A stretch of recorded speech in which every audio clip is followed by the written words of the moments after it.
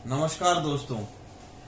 जैसा कि आपको सभी को पता है कि मैं मिसिंग नंबर की सीरीज करा रहा था। पिछली बार मैंने आपको ऑपरेशंस बताए थे, संक्रियाएं बताई थी कि किस किस तरीके से लुप्त संख्या के प्रश्नों को हम हल कर सकते हैं। अब ये जो मैं आपके सामने लेकर के आया हूँ वो है 2019 की परीक्षा। मैं फिर बोल रहा हूँ, बार बार मुझे ये बोलना पड़ता है कि 2019 में जो रीजनिंग के क्वेश्चन थे वो कुछ टफ पूछे गए थे। ऐसा कहा जाता, काफी लोगों ने रिव्यू दिया कि टफ थी पिछले वर्षों की कुछ तुलना में।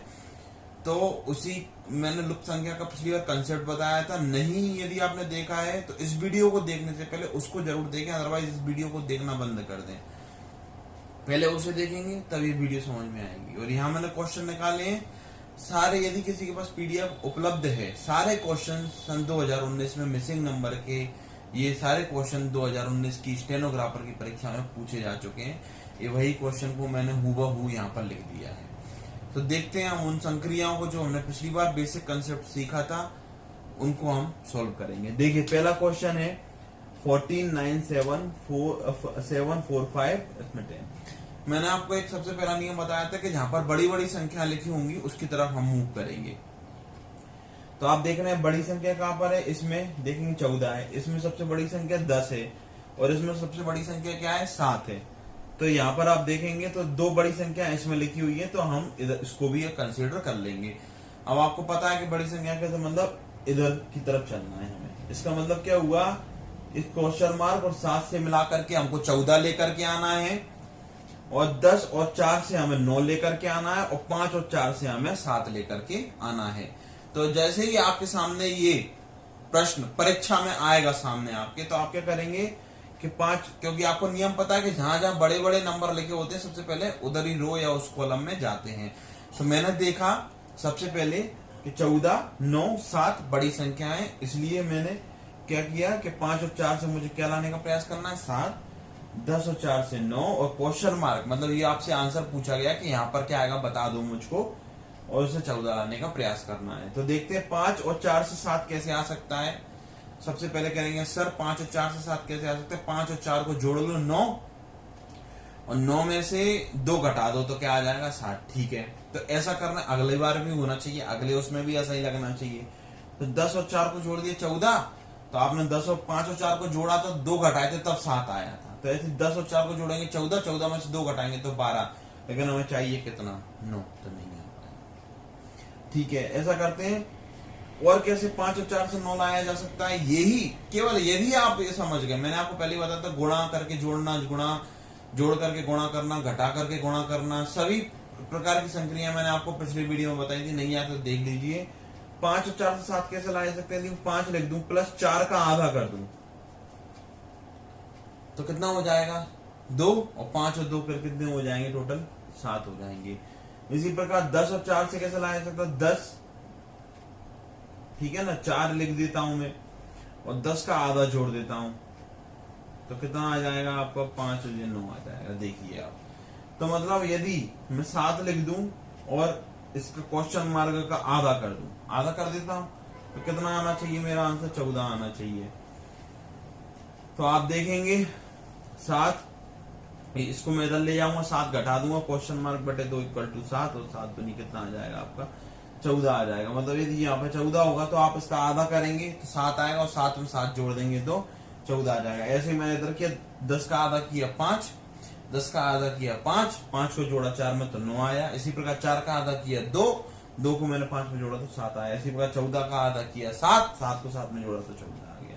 तो इस तरीके से आप इन प्रश्नों को सोल्व कर सकते हैं। देखिए, थोड़ी सी अलग टाइप की ट्रिक थी, बट मैं आपको बता रहा हूं कि कितने मैक्सिमम पॉसिबल रीजन हो सकते हैं संक्रियाओं के, कितने मैक्सिमम पॉसिबल तरीके हो सकते हैं ऑपरेशंस के। अब आपके सामने देखिए, अब आपके सामने अगला प्रश्न है 7, 18, 21, 20, 15, 50, और ये क्वेश्चन मार्क, और 42 और 98। तो कैसे चलना है आपको, रो में चलना है या कॉलम में चलना है, कैसे पता चलेगा, जहां बड़े बड़े नंबर, तो आप देख रहे हैं 21, 50 और 98 बड़े बड़े नंबर लिखे हुए हैं। तो अब हमें 7 और 18 से क्या लाना है, 21, 20 और 15 से क्या लाने की कोशिश करना है, 50, और एक क्वेश्चन मार्क और 42 से 98 लाने की कोशिश करना है। तो आप देखेंगे अब 7 और 18 से 21 कैसे लाया जा सकता है। तो आप इन दोनों को जोड़ेंगे 18 और 7 25, 25 में से 4 घटाएंगे 21। आ रहा है? हाँ आ रहा है।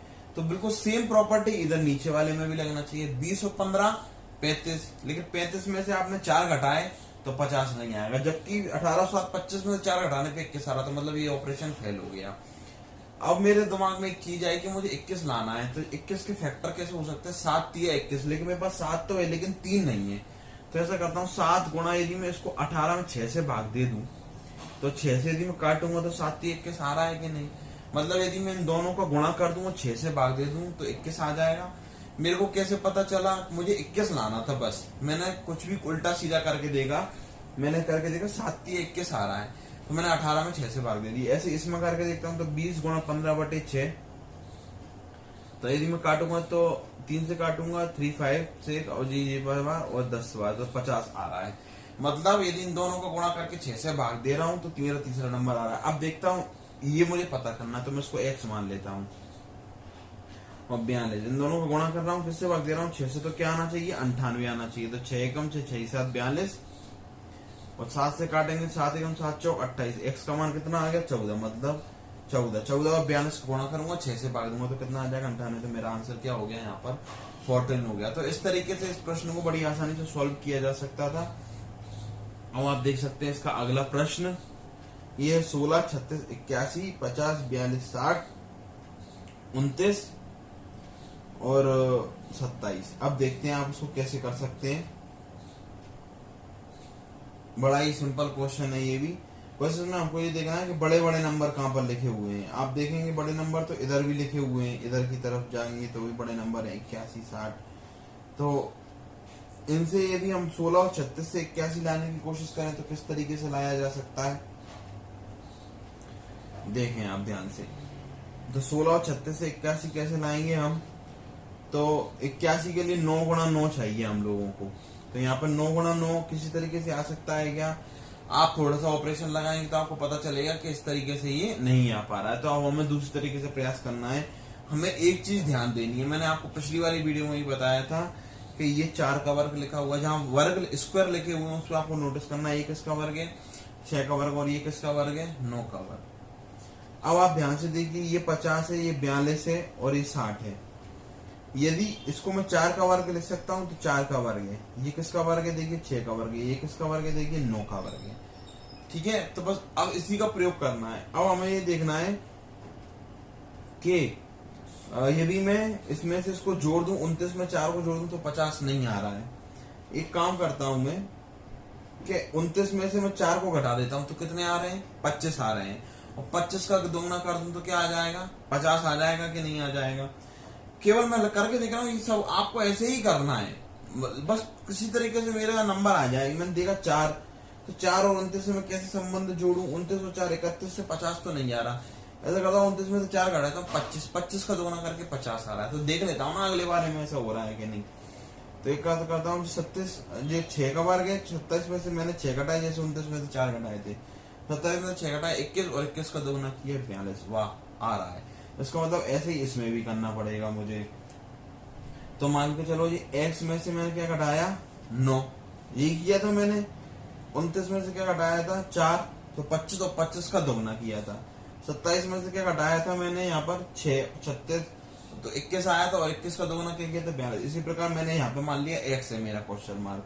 तो x में से मैंने 9 घटाया और उसका क्या किया मैंने? दोगुना। तो क्या आना चाहिए आंसर? 60 आना चाहिए। जब आप इसको सॉल्व करेंगे तो x - 9 = 30 और x का मान कितना आ जाएगा? 39। सीधा आपका आंसर आ गया। तो थोड़ा सा आपको इसकी प्रैक्टिस करके देखनी पड़ेगी। मैं आपको मैक्सिमम संभव ऑपरेशंस बता रहा हूँ कि किस किस तरीके से इन सवालों में ऑपरेशन लगे थे, तो आप उस तरीके से उनको सॉल्व कर सकते हैं। अब अगला प्रश्न देखेंगे तो 27 30 40 15 40 42 और 36 64। अब इसको किस तरीके से सॉल्व किया जा सकता है ये भी हमें बहुत अत्यंत देखने की जरूरत है। देखिए ध्यान से, ये भी आप देखेंगे तो 6 का स्क्वायर है, ये 8 का स्क्वायर है और आपको अगले का स्क्वायर नहीं दिया हुआ है। तो आपको इतना तो पता चल जाना चाहिए कि जो 36 है 8 का स्क्वायर, तो अगला भी किसी न किसी का स्क्वायर आंसर होना चाहिए। अधिकतर इन प्रश्नों में ऐसा ही आपको देखने को मिलेगा।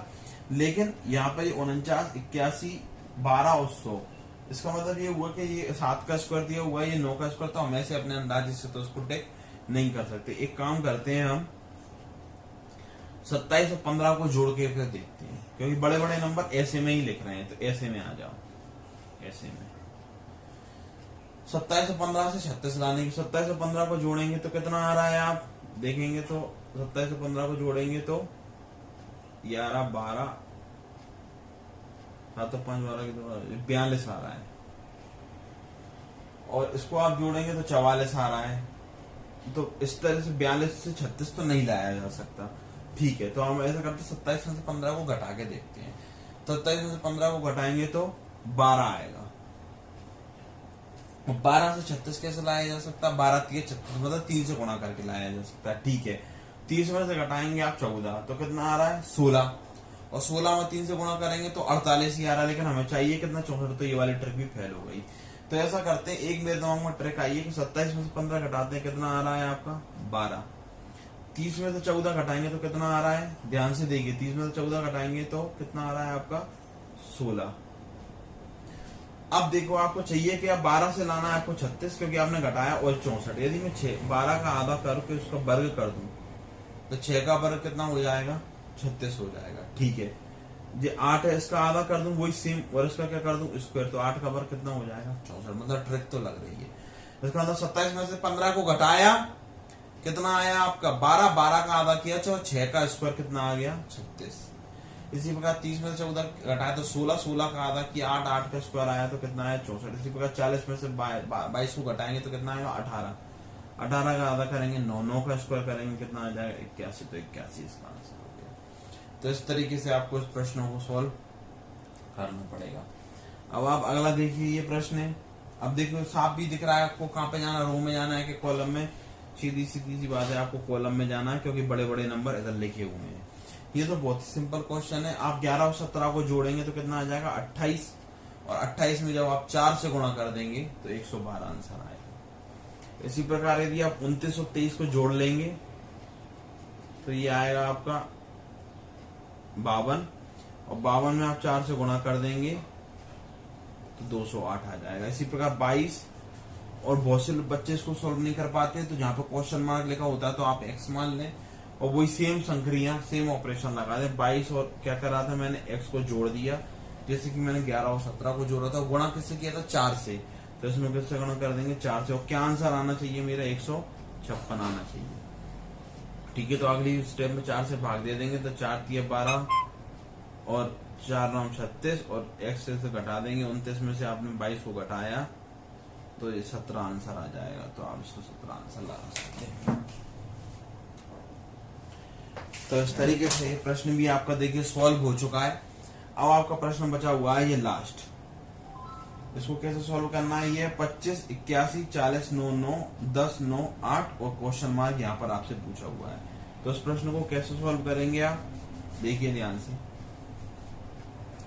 देखिए 9 9 दिख रहा हुआ है आपको, 9 9 दिख रहा है, 9 9 81। तो बहुत से बच्चे सोचेंगे नंबर नंबर 81 कर दो, लेकिन जब 40 का आप 10 में गुणा करेंगे तो 25 नहीं आएगा। तो इसमें थोड़ा सा डिफरेंट ट्रिक है, इसमें क्यूब रूट लिया गया है। ध्यान से देखेंगे तो आप 25 और 40 का गुणा करेंगे ना तो कितना आ जाएगा 1000, और 1000 का यदि आप क्यूब रूट ले लेंगे, क्यूब रूट मतलब किसकी घात 3 चढ़ा दें कि 1000 आ जाए तो 10, तो उसका क्यूब रूट लेंगे तो आप 10 आंसर आ जाएगा इसका। इसी प्रकार जब आप 81 का गुणा करेंगे 9 में, और इसका क्या लेंगे आप क्यूब रूट, तो आप जब क्यूब रूट लेंगे इसका तो 9 इंटू 9 इंटू 9 का जोड़ा बनेगा और 9 बाहर आ जाएगा। तो देखिए आपका 9 आ रहा है 81 और 9 का। कुछ प्रकार के क्वेश्चन डिफिकल्ट होते हैं, इसमें रो और कॉलम में मान ली जानी चीज नहीं लगती है, ये आपको चीज प्रैक्टिस से आएगी। और जो मैं प्रैक्टिस करा रहा हूँ, यदि मेरी वीडियोस को आप देखते हो, रूल्स को फॉलो करते हैं, तो सारे रूल्स आपके मन में सेट हो जाएंगे, किस किस प्रकार से रूल्स लगाए जा सकते हैं। और देखना आप इसको 95% तक आपको इन क्वेश्चन को करने से फायदा होगा। अगला आपको दिया क्वेश्चन मार्क नहीं पता, तो आपको पता ही है कि ये है 8 दूनी 16। इसको ऐसा करते हैं हम क्यूब रूट मान लेते हैं, क्यूब रूट इसको मान लेते हैं x, जैसा कि मैंने बताया 16।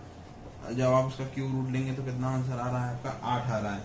तो आप ऐसा करना कि इसका दोनों तरफ का क्यूब कर दो। यदि किसी को मैथमेटिकल प्रॉब्लम नहीं आती, वैसे ही समझ रहे हो तो आप ऐसा समझ लेना कि किसका गुणा कर दूं 16 में, जिसका क्यूब रूट लेने पर 8 का वो स्क्वायर हो जाए।